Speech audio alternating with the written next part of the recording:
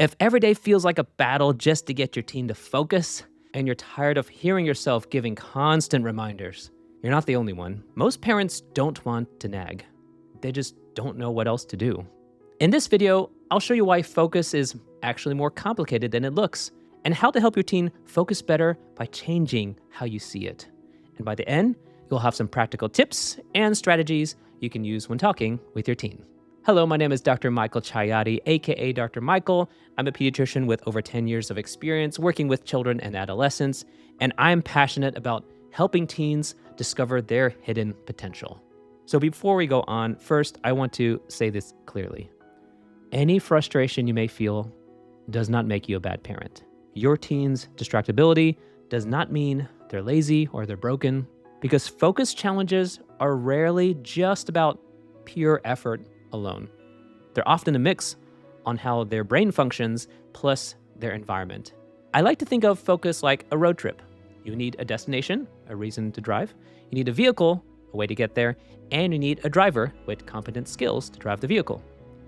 Your teen's destination, that's their motivation, their purpose. The vehicle is their physical health, mental health, or brain and body. And the driver is their skills and habits. But in this video, we're going to mostly touch on components of the destination portion and the driver portion, how to help your teen find motivation, and also how to build focus skills.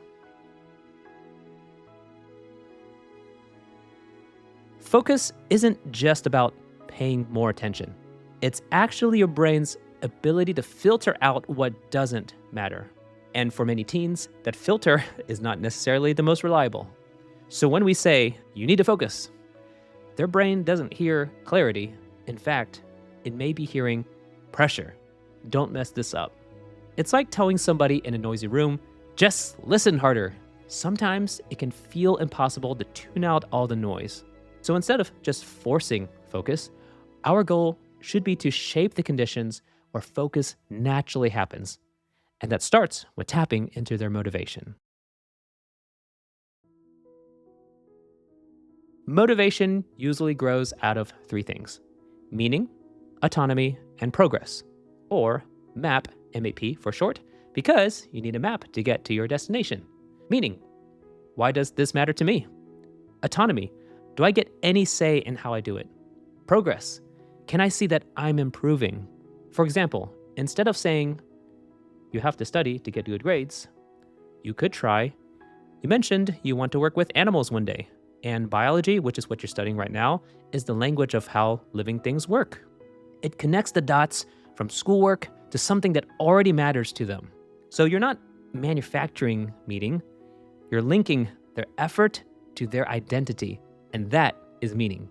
For autonomy, instead of saying, you need to finish your homework, you could try, so what's your plan for starting homework tonight? That's autonomy. It's giving your teen control over how they start, not whether they start. Autonomy doesn't mean letting go of structure or anything goes. It means letting them practice ownership within structure. For progress, you may say to them, I noticed you started your homework earlier today and without prompting. Great job, I'm proud of you. That's reinforcing progress. Progress is about helping them see momentum, not perfection.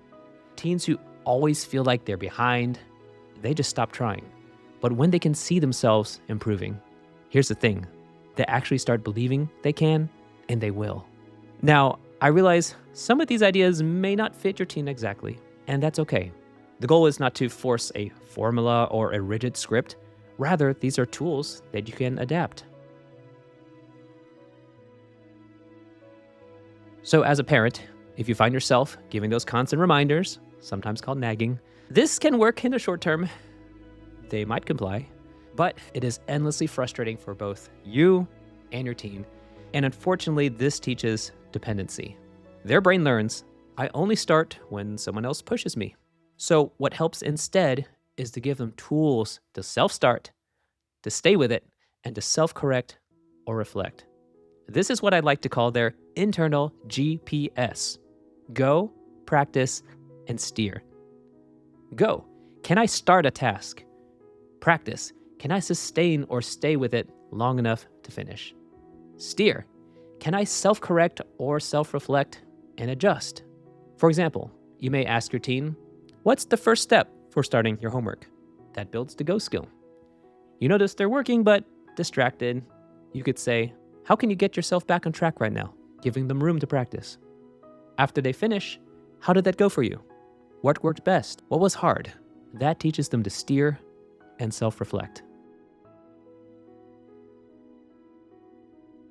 A lot of parents, and honestly a lot of teens, think focus is just about willpower, but willpower will fade. In Atomic Habits, James Clear says, you don't rise to the level of your goals, you fall to the level of your systems. That is, if the surrounding environment is chaos, their brain mirrors it. But when you help your teen shape the environment, you give their brain a fighting chance against distraction. So instead of just pushing harder, shape the space. Designate a consistent, uncluttered work spot that supports their go. Try short work sprints, for example, 25 minutes on, 5 minutes off. That builds practice. End each study session with a quick self-check. What went well? What didn't? And what's one thing you want to try next time? That helps them learn to steer. So you're not forcing willpower. You're creating an environment where focus can thrive. Think of yourself as the teen's co-pilot, not their chauffeur. Your goal isn't to drive for them. It's to help them learn to drive better. You can guide, you can suggest turns, maybe sometimes even grab the steering wheel on occasion if there's imminent danger ahead. But if you're always steering for them, they're never going to learn how to navigate on their own. So the next time you feel that urge to remind, pause and ask, is this a moment to control, or is this a moment to practice being their co-pilot? You've been driving for your teen their entire life. And here's the thing, now you get to graduate into something much different. You get to teach them how to drive. And while that may be a painful transition, it's also beautiful because you get to be right there with them in the passenger seat. I hope this video has been helpful and meaningful. And if you're wondering what else may make focus such a challenge, my video on ADHD lookalikes explores that topic more deeply. And you can check that out next. So stay hopeful, stay connected, and just know that all the hard work that you're doing is making a difference. Thank you for listening.